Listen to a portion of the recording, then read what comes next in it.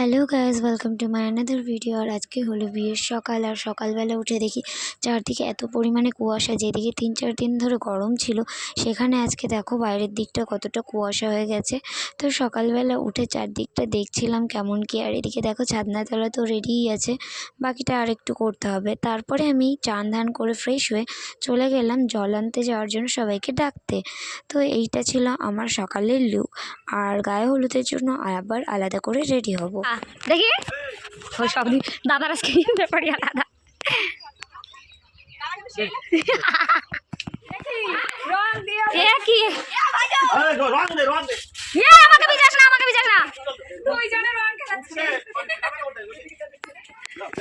যেহেতু দিদির বিয়েটা হোলির দিন পড়ে গেছে, তাই কিন্তু সবাই রং খেলতে ব্যস্ত। আর বাচ্চারা বিশেষ করে রং খেলার জন্য তো একটু পাগল থাকবে। তো এটা ফাইনালি ছিল আমার একদম হলদির লুক। তো কেমন লাগছে সবাই জানিও। তারপরে সবাই মিলে চলে গেলাম জল আনতে।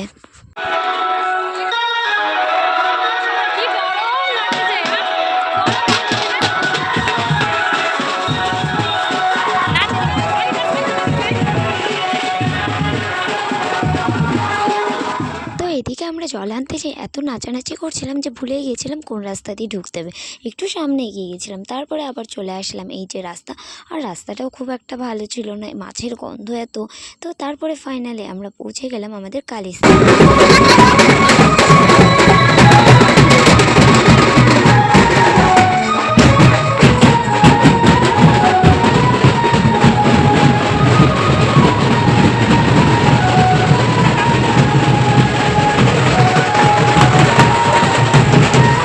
যেদিন আমার দিদির বিয়ে ছিল সেদিন অনেক বিয়ে ছিল, যার জন্য কিন্তু আমরা যখন কালীস্থানে পৌঁছাই তখন আরও 4-5 জনের বাড়ি, মানে মেয়ের বিয়ে ছেলের বিয়ের লোকেরা এসে উপস্থিত ছিল এবং এখানে প্রচুর ভিড় ছিল। একটু টাইম লেগেছিল জল নিয়ে যাওয়ার জন্য।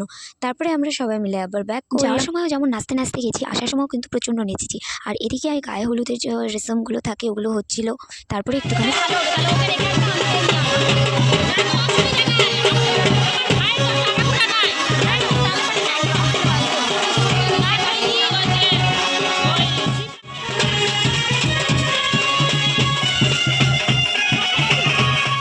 এদিকে গায়ে হলুদ এবং চান করানোর পরে দিদিকে পাঠিয়ে দিলাম তার রেডি হওয়ার জন্য। এবং এখানে আমিও কিন্তু রেডি হয়ে গেছি। দেখো আমাকে কেমন লাগছে সবাই কিন্তু অবশ্যই কমেন্ট করে জানিও।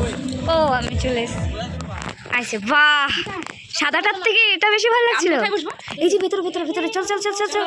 এই আস্তে আস্তে টার্সেল। ও হ্যাঁ হ্যাঁ, ভেতরে যা ভেতরে যা। আগে মার কাছে বলতে হবে টার্সেল কোথায় আছে। আমাকে আবার নিয়ে এসো। হ্যাঁ এবার ভালো লাগছে দেখতে। বাহ একদম। ও আমি ভিডিও করছি এটা। হ্যালো গাইস, ভাইরাল করে দাও আমাকে। ভালো লাগে। এই মামার চুল খুলে গেছে দিক থেকে।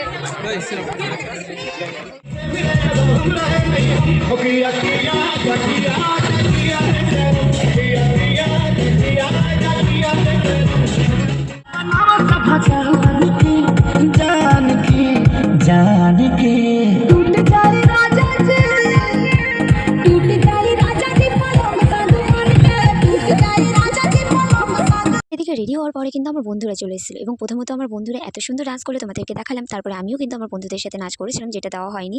এবং তারপরে আমরা নাচ টাচ করার পরে এদিকে কিন্তু আমাদের গেস্ট চলে এসেছিলো, তো তাদেরকে অ্যাটেন্ড করছিলাম। আর তারপরে যেহেতু বরযাত্রী চলে এসেছে তাই পা ধোয়ানো এবং এর মাঝখানে গেট আটকানোও হয়েছে, যেটা আমি হয়তো ভিডিও করতে পারিনি কারণ আমার ফোনটা আমার কাছে ছিল না। আমার তো পুরো ব্রেকআপ হয়ে গেছিলো, কারণ আমি একদিকে ছিলাম আর আমার ফোনটা আরেকদিকে ছিল।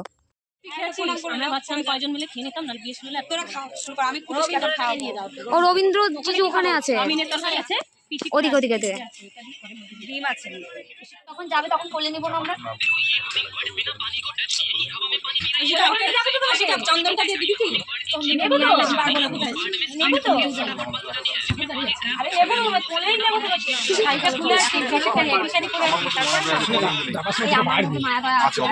ভালো করে ভিডিওটা কর।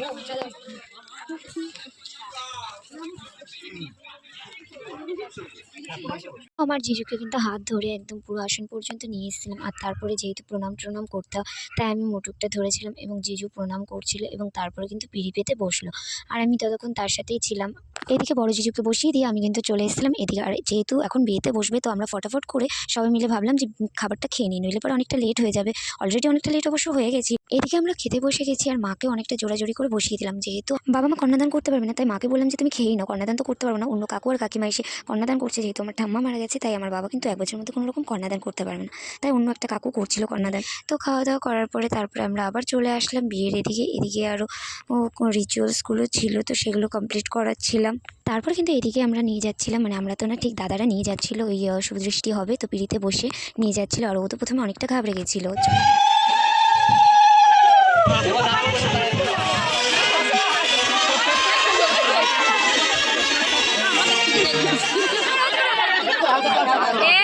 বড় লম্বা তার কি হবে? মালা, মালা, মালা, মালা, মালা, মালা। আরে মালাটাকে বের করে দাও আগে। ধরেছে, ভাগ্যই আলাদা। মালা ছেড়েই বউ তুলে নিতে। আরে উঠতে উঠালে জান বেরাবে না।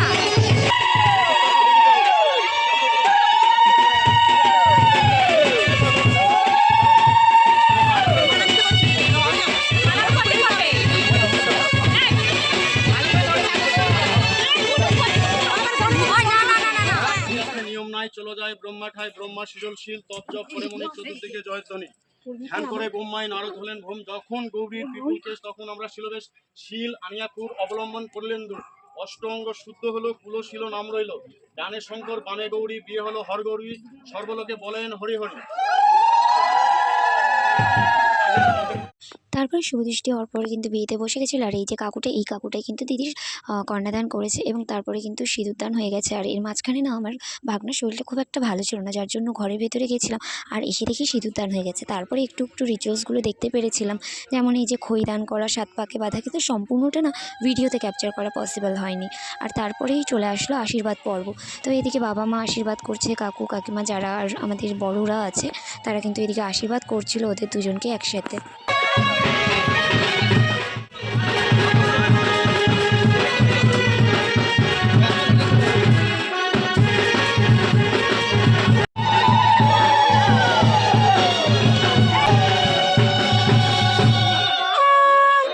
আশীর্বাদ পর্ব শেষ হওয়ার পরে কিন্তু ওরা জোড়া মিলে আমাদের যেখানে বাসন্তী পুজো হয় সেখানে এসে আশীর্বাদ নিল এবং তারপরে ওদের বিয়ে যেহেতু কমপ্লিট ঘরে নিয়ে যাওয়া হলো।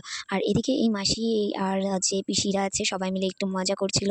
আর তোমরা দেখো কত ফানি লাগছে দেখতে, তো সেই জিনিসটা দেখে আমি ভাবলাম এটা আমার ভিডিও করে রাখা অবশ্যই দরকার, সবাই ভিডিও করে রাখছিল। সো গাইজ এখন বাজে ঘড়ি মানে 4টা 4, আর এখন বিয়ে তো কমপ্লিট হয়েই গেছে। আর আমার গলার অবস্থা বুঝতেই পারছো কতটা খারাপ। তো এখন একটু পরেই বিদায় হয়ে যাবে। তো চলো তোমাদের সাথে কিছুটা শেয়ার করছি আর কিছুটা বাকি থাকছে। আর আমাকে কেমন লাগছে অবশ্যই জানিও। তো চলো এখন বিদায় পর্যন্ত দেখা যাক কি হয়। এদিকে কিছুটা ফটোশ্যুট বাকি ছিল, তো সেটাই ক্যামেরাম্যানরা কমপ্লিট করছিল আর সাইড থেকে আমিও কিছুটা ক্লিপ নিয়ে নিলাম। আর তারপরে চলে আসলো সব থেকে দুঃখের এবং কষ্টের সময়, যেটা হলো বিদায় পর্ব। তো এদিকে বিদায় পর্বে মা আর দিদি প্রচুর ভেঙে পড়েছিল আর আমি শক্তভাবে ছিলাম, কারণ আমি জানি আমি যদি ভেঙে পড়ি বাড়ির সবাইকে সামলানো যাবে না। এদিকে আমার ছোটদি মেজদি সবাই খুব কান্নাকাটি করছিল এবং আমি খুব স্ট্রংলি তাদেরকে হ্যান্ডেল করেছিলাম।